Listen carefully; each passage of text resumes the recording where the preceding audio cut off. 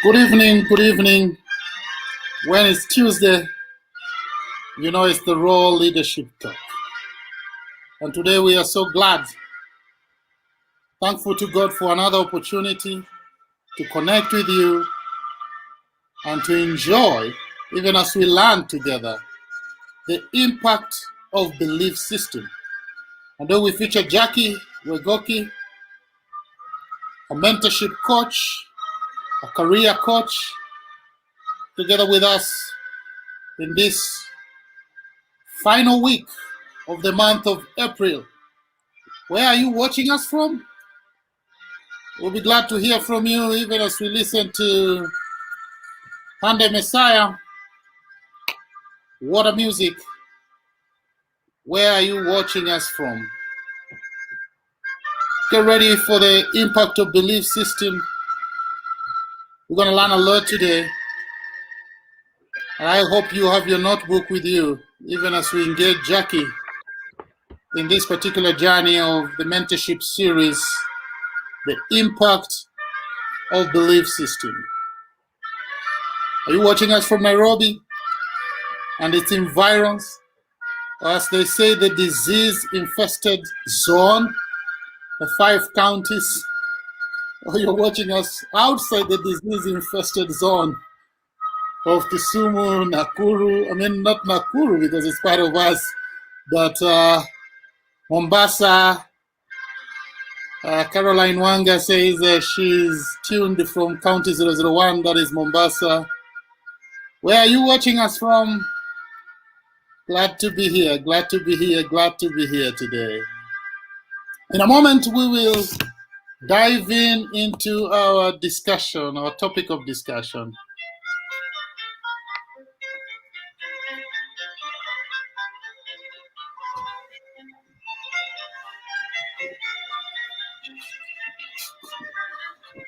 Thank you, thank you, thank you, thank you very much. Jacky, how have you been? I'm very well, Coach Dan, and I'm grateful that we can have a session today on our beliefs. Hello, Coach. Jacky. Wow. Can you hear me? Now we can hear you. We had lost you a bit.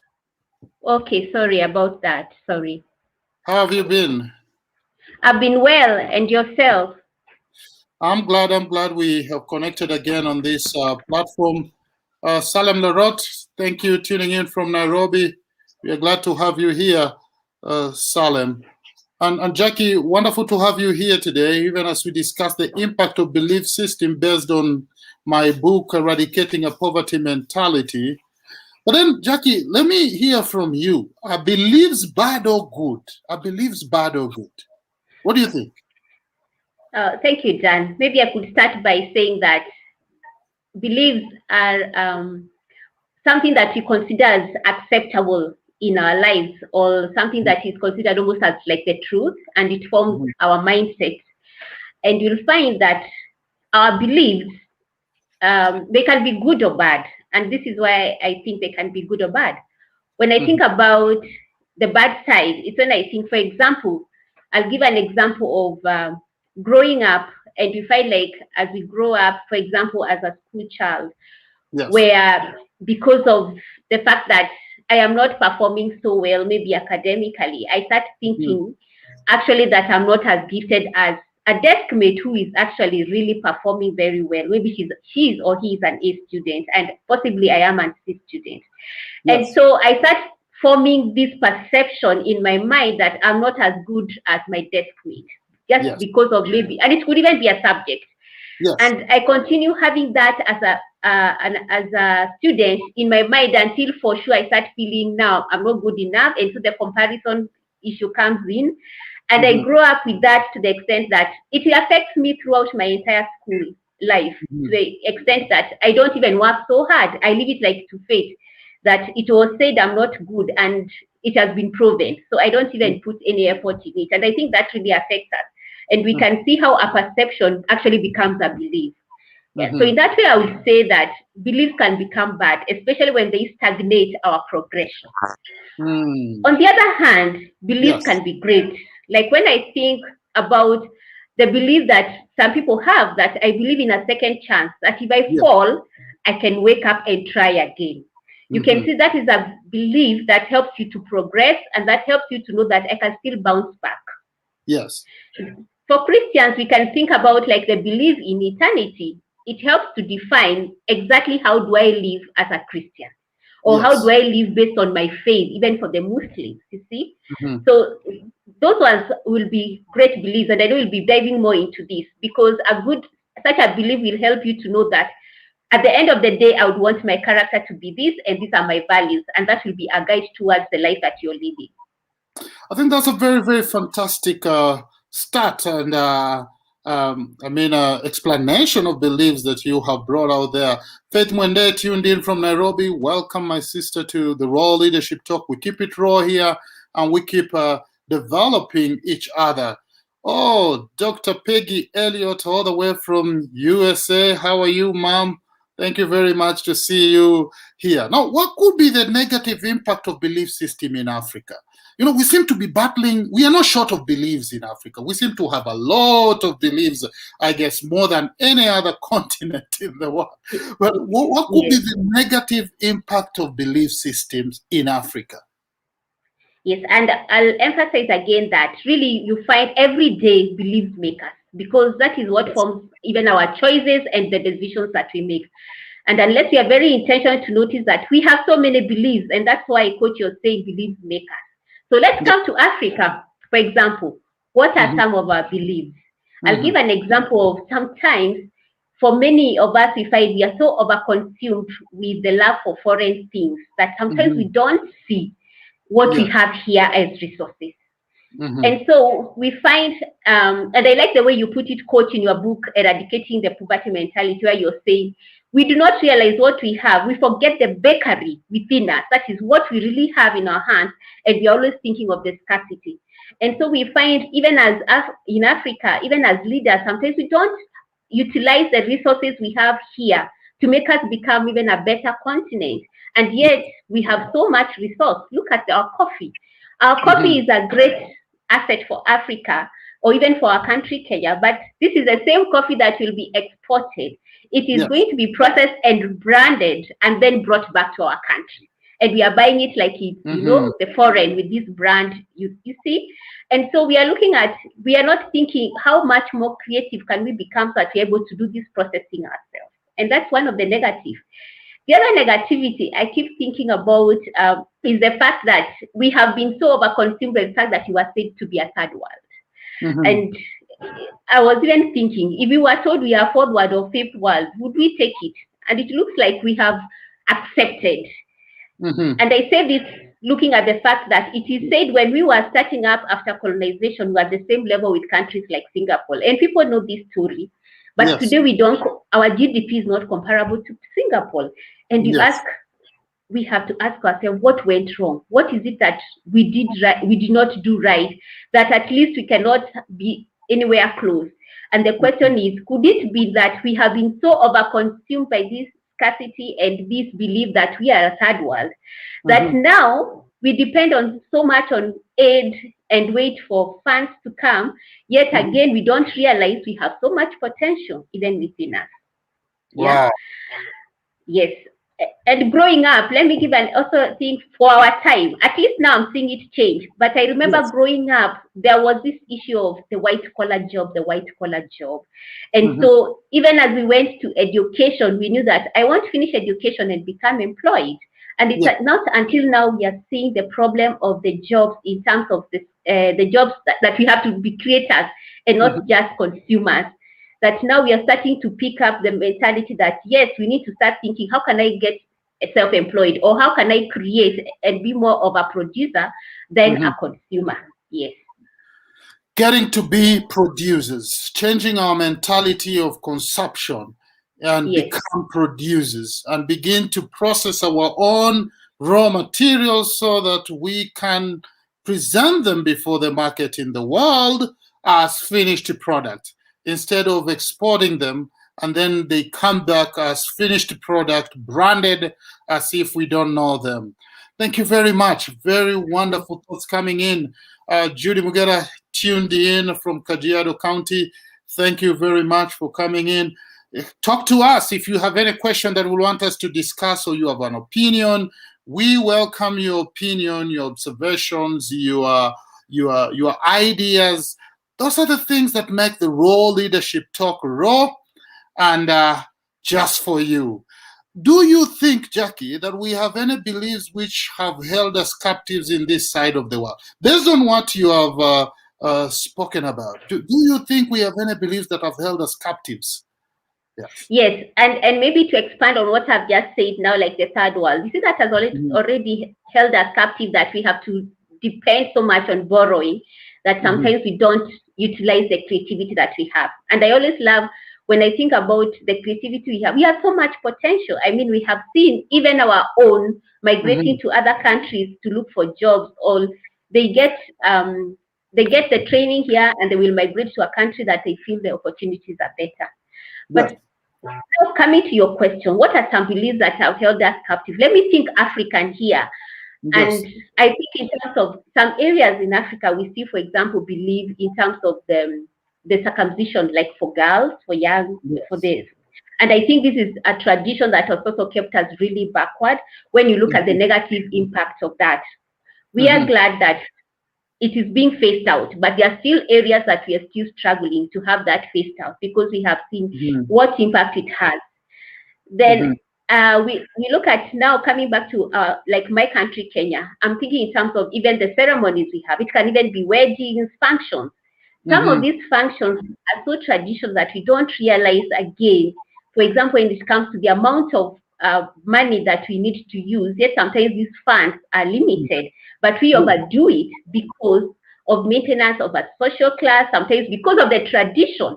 You know, we believe that we have to this large gathering, and you'll find people not even coming to solemnize their wedding because they feel I'll not be able to afford this large kind of a gathering, of course. You know, and like I mentioned earlier, we get also short-sighted when, for example, we make these coffees, we produce the coffee here, we farm it, we export it, it is processed and branded and brought back. And we are saying, what if we became more creative in our thinking and changing our mentality so that we can find ourselves doing that in our own country? And I know that would even help not only to increase employment, but it also continues to raise our GDP in one way or another as we go doing more of that kind of, having that kind of a mentality. And we'll continue to see more opportunities and more seeing the resources that we have, that we can become even better producers. And we cannot forget also the issue of the funding. I think sometimes we are so overconsumed that we have to depend on funding. And that has also been a roadblock to our progression. Funding is great and we do appreciate the funders. But what are we doing to ensure that there's sustainability even after we are funded? Wonderful thought. Wonderful thoughts there. And Dr. Peggy Elliott from the USSR, she believes many Africans, even believers, are looking for white Americans to meet their financial needs. You know, the way we look at white as Black people, we think white is privileged, that when you see somebody from Europe, from America, they have more money than you. We have this assumption. Do you think this is something that has really affected many people, including even people who claim to believe in God? I think so. And like I said, this began as a perception, and you can see it has become a belief system. And that is why you'll find there are young ladies, and even not young ladies, I'll not put it young ladies, but there are some of us who would definitely be very specific that you're looking for a white man. But I want to say, to add on to that, you'll find that you see the culture that was there even beforehand was that, for example, if you went to the 5 stars, we would go to the North Coast of Mombasa and all that. There's a time when that industry was only dominated by the white, and the people who would be treated well were the whites, even by our very own.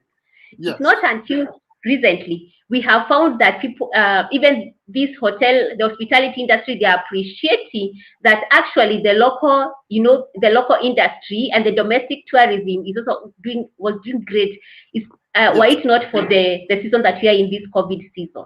So we find this is something that has also been very triggered from our culture until we come out again and actually start saying we have to start changing our mentality and recognizing that the African men, the African dating is still as great. People still have the same potential. They have the finances.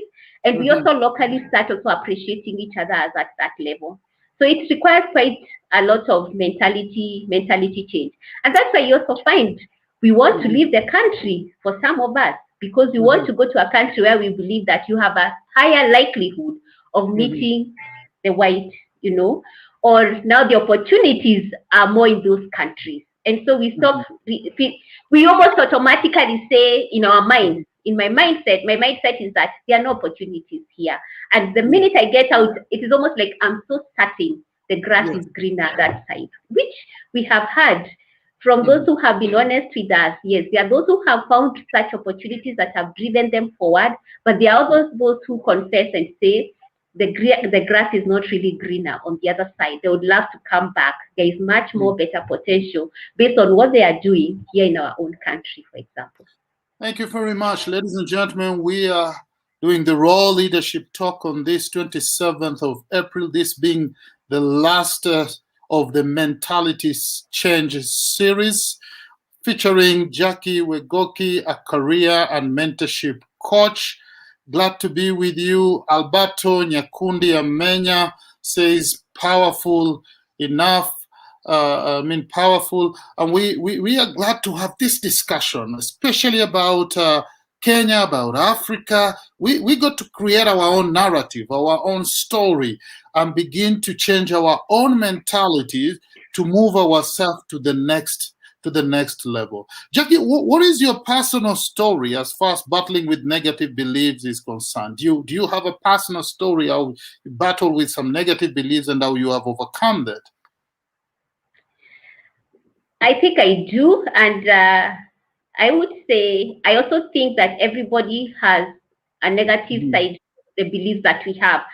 And one of the things is it's not until you become intentional and you start interacting now with like our sessions coach, when you start realizing actually it is so easy to pinpoint other people's beliefs and think they are not as great and not realize your own. And that is something that I have realized. For example, it is so easy to look at, let me give an example of maybe a family or a religious orientation and their value system. Yes. And I'm reminded of my growing up. I grew up in a specific kind of a religion where I thought that perhaps this was a Christian orientation that is more superior than the others. Yes. And that is how my entire school life was, that I believe that this was the best. This was the place to be in terms of where I go to church and the Christian faith that I follow. But it is not until, my growing, I have become a mature adult and started questioning, wait a minute, what is really religion and what is faith? That you come and realize, actually, we need to remember that when it comes to my Christian orientation, it is the way I behave, and it is so individualistic, actually, as much as now there's like what you call the denomination. Yes. So every day is an opportunity to take stock, even as we make decisions. And that is one thing I have decided to do very intentionally, to ask the question, are there beliefs that I am carrying today that actually are no longer serving me? And if so, which ones are they? In fact, there are times I'll make a decision or I'll hear people debating. I put my opinion and I ask the question, is my opinion based on my belief? And do I give room to appreciate other people's opinions? Because I've realized also there are times that I can be so opinionated such that you're not accepting other people's opinions, only to realize it's because of the belief system. There's a belief tied to it. You see? So those are some of the areas. And the same thing with leadership. I am an advocate, for example, for servant leadership. Yes. And I remember the times when somebody has talked about, or I've seen people exercise autocratic, and sometimes you would question, is it Yeah. really necessary for autocratic leadership, especially for those who feel like it's too harsh? Yet, looking back, you can actually see there are few instances. You'll see when you're in a discussion that there are people who will say, I think there are few instances when somebody, as a leader, you need to implore the autocratic kind of leadership. So I would say for me, it's a matter of what do we call it? A work in progress. It's something you have to be very intentional, and you have to keep taking stock, because for sure it is very easy to recognize and say that so and so, that one is very, I believe is this way. Yet we don't realize even my own beliefs have my own impediments there. But the beautiful thing is that also these beliefs, when you think about them, if you're positive, then they will move you forward. And that is also something that I've been harnessing. Wonderful, wonderful, wonderful. Well, what should we do then to overcome beliefs which impact our mentality, Jacky? Do you have any ideas? What should we do in this part of the world? I think it would start with creating awareness, the need for this mentality change. And such a forum is one of those. You see, today we are realizing it is very important for us to appreciate our resources. And we're also realizing that some beliefs have actually made us stuck. Like the one where we believed maybe we must depend on funding.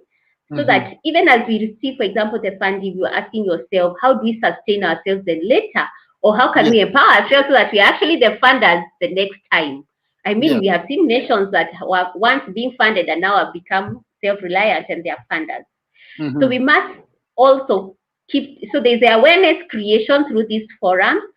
I think the other thing is, I wish you could even have some of these topics and issues brought out even in our curriculum, as far as in education, when it comes to education at a young age, so that we start introducing to our young ones the reason why they need to be more producers than consumers, and why we have to heighten the creativity.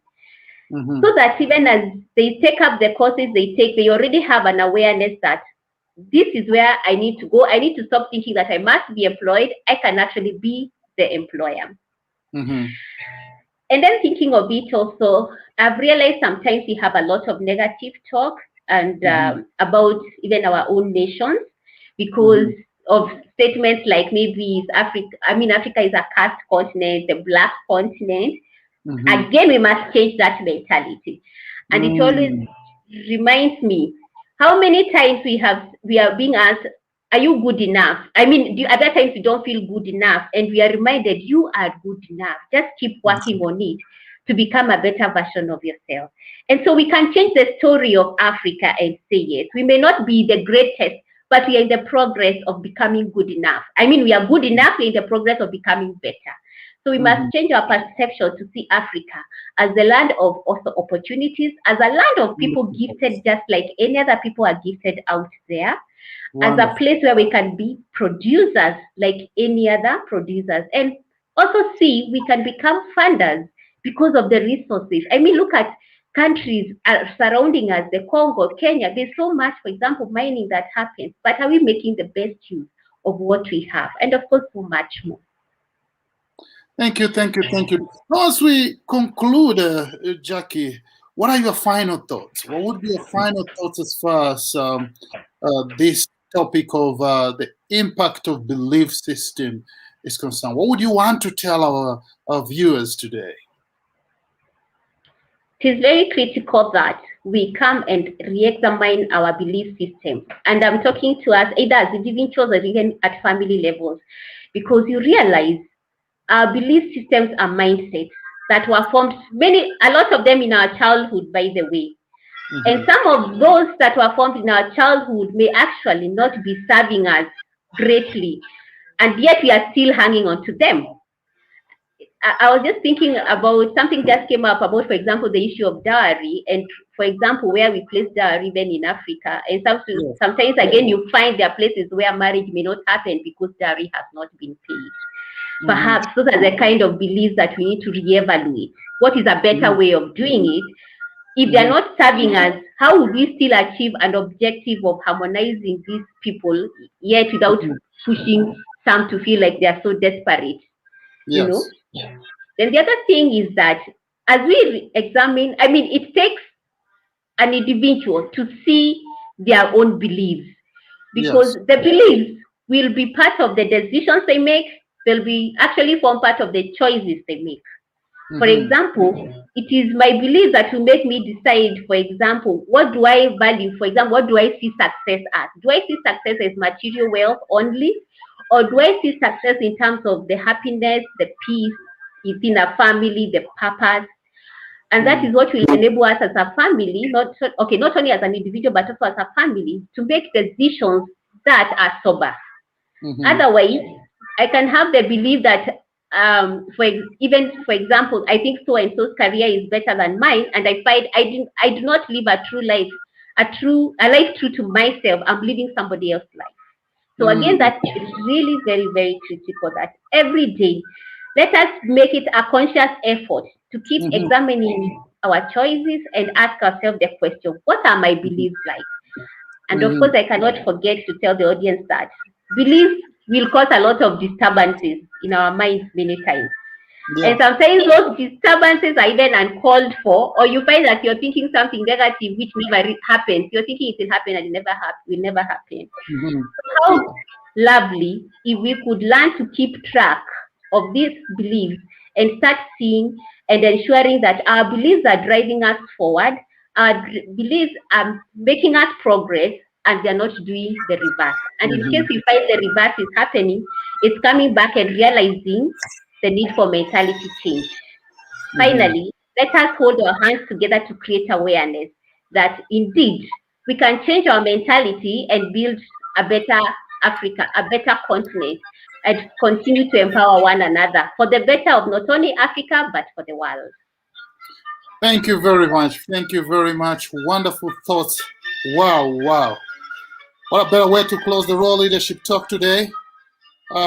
Kathleen Mbeyu says, watching from Mombasa, and Chastodom Silanga tuned in from Nairobi.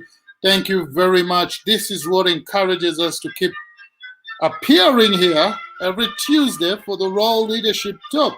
And we are glad that you could tune in today to be part of this conversation, the impact of belief systems. What more to say? Until next time, next Tuesday, same time, same place. Call your friends. Let's come and have this wonderful discussion. Raw Leadership Talk. May God bless you. May God empower you. May God enable you also to deal with your belief systems that are not right and inculcate those belief systems that will enable you to move beyond the shadow of doubt into the mountaintop of success and significance. Once again, thank you very much, Jacky Wegoki. Always nice to have you here at the Raw Leadership Talk. God bless Thank you, guys. Coach. Thank you. God bless you too.